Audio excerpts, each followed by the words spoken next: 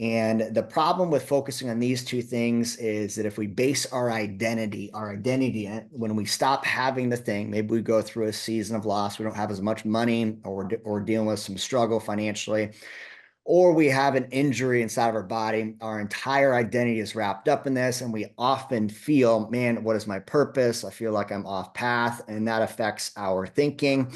We get into that toxic mindset of not good enough, not worthy, I'm never going to make it, comparison syndrome. And that affects our emotions. And so I know that we've all been in a cycle like this before, where something that we had, that we placed massive identity, maybe a job, if you've ever been laid off before, go through maybe an injury, a season where you can't exercise the way that you'd like to, and then our thinking and our emotions are all affected. And so the formula from the outside the circle just doesn't work. And so that's that 5, 4, 3, 2, 1.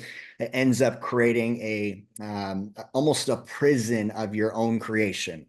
The way that we really need to think about creating our powerful stories is going from the inside out. So first focus on our being, who we are, our identity based in something far bigger, far greater. And whether you've got a relationship with Christ or not, your identity is based in faith, having a belief-based mindset that you can do, be, or have anything you want if you're willing to do the work and set your mind to it. That affects our emotions. Our emotions is how we feel. When our emotions are in a positive place because we've chosen to have a positive perspective and outlook based on our identity, our thinking can then carry out, and that gives us direction, purpose, and intention to our doing, so that the having is the result rather than the thing that we focus on. So we discussed this last week. That video is inside of the course if you want to review it.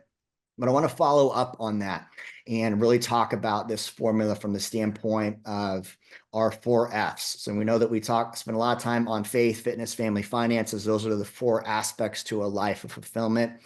I would challenge any man out there to try and create a life of fulfillment that doesn't have some aspect of fitness, something that you're pursuing physically, an aspect of progress inside of your finances, an aspect of healthy relationships inside of your family, and of course, an aspect of your faith, where you have a mindset, a belief that you can truly do, be, or have anything you want. But we're going to start on this first piece of identity to really expand on it. So if we know that faith is where we need to begin, your identity, the idea is, how do you establish faith? How do you build faith? And we're going to get into the mechanics of how you develop a belief-based mindset.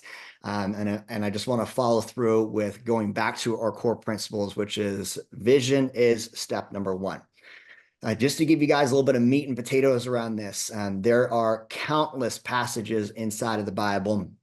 And whether you read the Bible or not, there is deep wisdom, and I think you'll recognize the truth that is transcendent.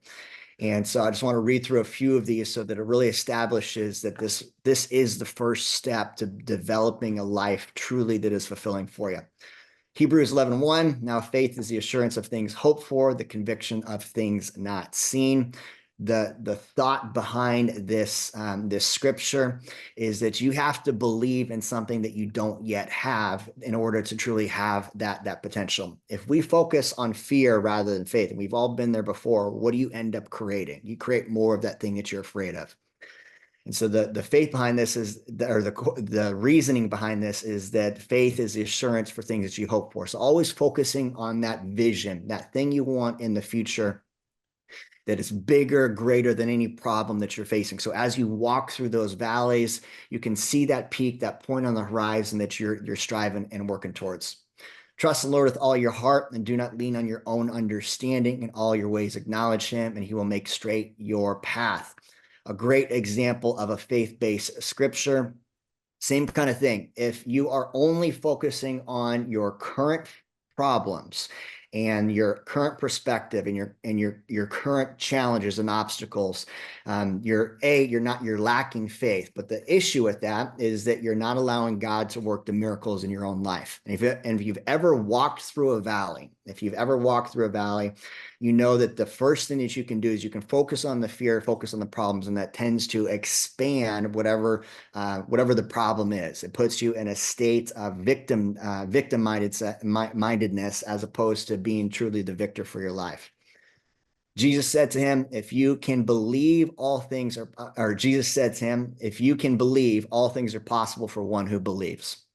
A great piece of scripture to remind you that truly that belief-based mindset and having an unwavering faith is the way out of any problem, any obstacle that you're facing.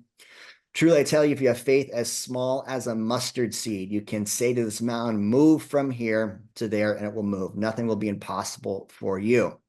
And whatever you ask in prayer, you will receive if you have faith. For we walk by faith, not by sight. And for as the body without the spirit, for as the body without the spirit is dead, so faith without works is also dead. And so this is the action piece of all of the scripture based in faith. When we think about faith, I think this particular scripture really summarizes that. Once you've got the vision, and that becomes the blueprint for what you want, and we know that our formula is 2 years down the road, creating a vision for your faith, your fitness, your family, and your finances that inspires you, ignites you, that's got some emotionally rich words